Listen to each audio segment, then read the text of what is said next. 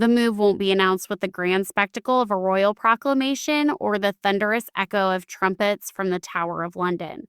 Instead, it will arrive quietly, cold, calculated, and devastating, like a court order slipping through the door in a simple manila envelope. Behind the palace's heavy oak doors, a decision has already been made, one that could reshape the future of the British monarchy for the next century. Prince William, the man next in line to the throne, isn't just preparing for the day he becomes king. He's already taking action, systematically putting things in order, and surprisingly, at the very top of his list are his own niece and nephew, Archie and Lilibet Mountbatten Windsor. Those closest to the inner circle insist this isn't about petty sibling tension or leverage in an ongoing family dispute. This is something far more strategic, a constitutional level maneuver designed to seal off a long-standing vulnerability that has been draining the House of Windsor for years. So why now? The timing feels deliberate, almost aggressive. While Prince Harry continues what many describe as a relentless media counterattack from his California home, William is playing a far longer and more calculated game. He has no interest in back and forth interviews or high profile Netflix projects that fade within weeks. His focus is on safeguarding the institution that has stood for over 1,000 years. The boundary hasn't just been drawn, it's been reinforced into something unbreakable. This is the story of a future king who has decided that the days of reconciliation and quiet diplomacy are over. A new phase has begun, one defined by accountability. And for the Sussexes, the consequences are about to become not only serious, but permanent. There's an almost tangible chill in London as the palace quietly prepares for what many are calling the final break. To truly understand what's unfolding, you have to look at the unseen structures that define royal identity. Titles like prince or princess aren't just ceremonial. They carry legal weight, governed by a century-old document known as the 1917 Letters Patent. Back then, King George V introduced these rules during World War I to streamline the monarchy, limiting the title of a royal highness to only the most direct descendants. For decades, these guidelines felt more symbolic than significant. But today, they've become a powerful tool, especially in the hands of someone like William, who places duty above family ties. When Archie and Lilibet were born, they weren't automatically entitled to those titles, as they were great-grandchildren of the monarch. It was only after King Charles ascended the throne that they became grandchildren of the sovereign, making them eligible. But in a move many insiders interpreted as strategic, Harry and Meghan chose to use those titles right away, almost as if they were securing them before any changes could be made. And it didn't stop at symbolism. Reports suggest they wanted official documents, including passports, to clearly display those HRH titles. This wasn't just about identity. It was about ensuring that in the future, Archie and Lilibet would have a legitimate claim to royal status and its associated privileges. For William, that crossed a line. He reportedly viewed it as a kind of Trojan horse, a way for a family branch that has openly criticized the monarchy to still maintain a foothold for future opportunities. Sources describe a mix of disbelief and frustration within royal circles, questioning how Harry could assert rights tied to an institution he has publicly challenged. William has, according to reports, made his stance unmistakably clear. There will be no official royal roles for them, not now, and not when he becomes king. But even that isn't the most troubling part of the story. If you think this is only about titles and legal frameworks, you're missing the deeper tension beneath the surface. William's firm stance didn't emerge overnight. It was shaped by what he sees as a fundamental betrayal of the family's charitable mission. One of the most serious controversies centers around Charitable, the charity Harry co-founded to support children in Africa affected by HIV and AIDS. For years, it stood as one of his most respected achievements, a continuation of Princess Diana's legacy. But according to investigative accounts, including those by Tom Bauer, the reality behind the scenes may have been far more complicated. There are allegations that individuals connected to Harry and Meghan's newer venture, Archewell, were attempting to redirect potential donors away from Senebale and toward their own organization. Consider the implications of that for a moment. Someone prepared to donate to vulnerable children in Africa being encouraged instead to fund a California based nonprofit tied to two of the world's most high profile figures. It's a claim that suggests internal conflict and misdirection, one that reportedly sent shockwaves through royal circles.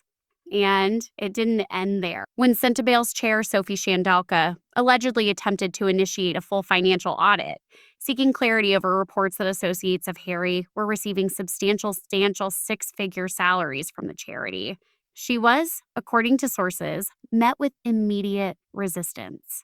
Harry's side reportedly framed her as a threat, someone attempting to tear apart his life's work. But for William, who has spent years championing high-impact initiatives like the Earthshot Prize, the situation crossed into unacceptable territory. To him, the royal platform is meant for influence and service, not as a personal source of income. This alleged misuse of funds became a central pillar in William's argument for why the Sussexes can't be trusted with even the slightest connection to the crown. But the tension goes far beyond finances or legalities. At its core, it's deeply personal. Inside palace circles, there are stories about Meghan that the public is only now beginning to piece together, particularly regarding her relationship or apparent lack of one with Princess Charlotte. Two moments in particular have taken on near legendary status among royal insiders. The first dates back to 2018 during Trooping the Color on the balcony of Buckingham Palace.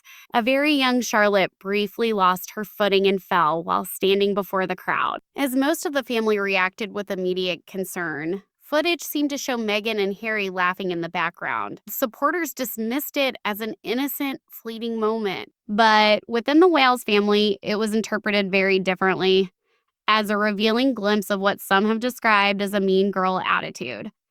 To them, it suggested a troubling lack of empathy toward a small child who could have been seriously hurt. Then came the funeral of Queen Elizabeth II, a moment defined by grief, dignity, and global attention. Yet cameras appeared to capture Meghan directing a look toward Princess Charlotte that many observers described as cold, even hostile.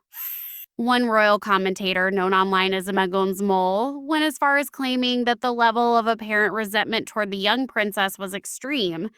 For parents like William and Catherine, there are things that can be forgiven. A revealing memoir, even a high-profile documentary. But when negativity appears to extend toward their children, it becomes something else entirely. For William, stripping titles isn't just about safeguarding the monarchy, it's about shielding his daughter from what he perceives as a deeply rooted hostility from another branch of the family. And as many insiders suggest, these weren't isolated incidents. They were part of a broader pattern, one that may stretch back even further to before Meghan ever entered royal life. Consider her relationship with her own father, Thomas Markle. For years, the dominant narrative painted Meghan as a daughter hurt by a parent who betrayed her by cooperating with paparazzi. She even expressed publicly that the situation had shattered her emotionally. But emerging claims suggest a more complicated picture. There are reports linking Meghan to Jeff Renner, the photographer involved in staging those controversial images of her father. Notably, she had previously worked with Renner during her time on the series Suit. A theory gaining traction suggests that the entire episode may have been orchestrated, creating a situation that justified cutting ties with her father while preserving public sympathy. If true, it raises a difficult question. If someone could distance themselves from their own parent in such a calculated way, what would prevent similar actions within the royal family? For William, this signaled a level of media strategy and personal ruthlessness that clashed entirely with royal values of loyalty and discretion. From his perspective, it appeared as though a narrative had been carefully shaped, one that allowed control over public perception while severing personal ties. The royal family, built on the principle of unity, struggled to comprehend actions that seemed so calculated. To them, it reinforced a growing belief. that the Sussexes' departure wasn't purely about seeking privacy, but about leveraging their status commercially without the responsibilities that traditionally come with it. William, seeing this pattern unfold, has reportedly concluded that trust is no longer recoverable. In his view, it has been almost completely eroded. But the story doesn't end there. While the public sees the polished, picture-perfect life in Montecito, reports suggest a very different reality behind the scenes at Archuel. Staff turnover has been notably high, with senior advisors and executives leaving at a steady pace. Even recently, key figures brought in to stabilize the organization reportedly departed within months. There have also been renewed whispers of a challenging work environment, echoing earlier bullying allegations from 2018 that were said to have been reviewed internally by the palace.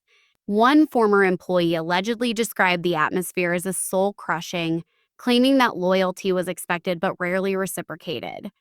To William, this kind of instability sends a clear message. In his eyes, the Sussexes aren't building something lasting. They're creating something far less sustainable. In William's eyes, what they're building isn't a legacy. It's something far more fragile, a house of cards. He's watched them cycle through relationships in both royal and corporate circles, burning bridges along the way, and he's come to a firm conclusion. When it all comes crashing down, the crown should not be there to catch them. Then there's the shift toward commercial ventures.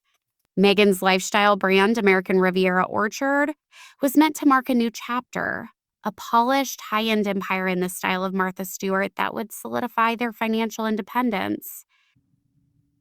But the launch didn't quite land that way. Many described it as underwhelming, even bordering on desperate. Instead of luxury products, the public was introduced to jars of strawberry jam and dog treats. The contrast felt stark: a Duchess title on one hand, and Instagram-style homemade goods on the other. Critics were quick to point out that the mystique of royalty begins to fade when it's tied to everyday consumer products. For the palace, this is exactly the kind of commercialization William has long been wary of. From his perspective, royal titles are being pulled into the world of influencer marketing, and that's a line he has no intention of allowing. Reports suggest he has told advisors that the Sussexes are diminishing the value of the royal brand, and that every product sold under that image only strengthens the case for removing their official standing. But William's hardened stance isn't driven solely by strategy, it's also deeply personal. Much of it traces back to his wife's health struggles. During Catherine's 2024 recovery period, the world watched as she withdrew from public life to focus on healing. It was an intensely vulnerable time for the Wales family, yet during that same period, the Sussexes' response, whether silence or carefully timed messages, was perceived by William as more performative than sincere. To him, it felt like pressure at a moment when his family needed peace. That was when his perspective shifted completely. Protecting his wife's well-being became the priority, outweighing any effort to maintain the image of family unity. Harry was no longer just a difficult sibling. He became, in William's eyes, a source of unnecessary strain. This is where that steely resolve truly took shape. William isn't just defending the monarchy anymore. He's shielding someone he loves from ongoing disruption. At the same time as the Sussexes find themselves distanced from traditional royal roles, they appear to be redirecting their focus internationally, particularly toward Commonwealth nations like Nigeria and Colombia. These unofficial tours have raised eyebrows within palace circles. Without formal backing from the UK government, their engagements, meeting officials, and participating in ceremonial events are being viewed as an attempt to operate like an alternative royal presence, a kind of parallel courts. In Nigeria, Meghan was even welcomed as our princess, a title she seemed to embrace despite no longer representing the British crown in any official capacity. For William, this creates a serious constitutional concern. A family branch acting independently on the global stage risks creating confusion or even diplomatic tension without the structure or accountability of official oversight. From his perspective, it's a risky move and one that only reinforces his determination to formally separate their roles from the monarchy. Public opinion is beginning to reflect similar concerns. The backlash in Australia during a recent controversy was just one example. A petition there, gathering over 35,000 signatures, signaled a shift in sentiment across the Commonwealth.